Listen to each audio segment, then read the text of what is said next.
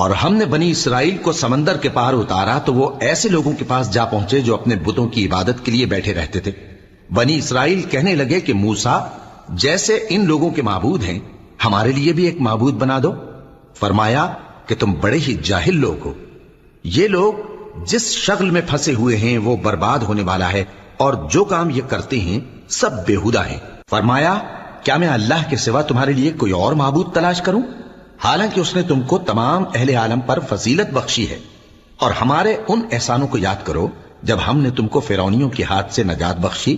وہ لوگ تم کو بڑا دکھ دیتے تھے، تمہارے بیٹوں کو تو قتل کر ڈالتے تھے اور بیٹیوں کو زندہ رہنے دیتے تھے، اور اس میں تمہارے پروردگار کی طرف سے بڑی آزمائش تھی۔ اور ہم نے موسیٰ سے 30 رات کی میعاد مقرر کی اور 10 راتیں اور ملا کر اسے پورا چلا کر دیا، تو اس کے پروردگار کی 40 رات کی میعاد پوری ہو گئی۔ اور موسیٰ نے اپنے بھائی ہارون سے کہا کہ میرے کوہ طور پر جانے کے بعد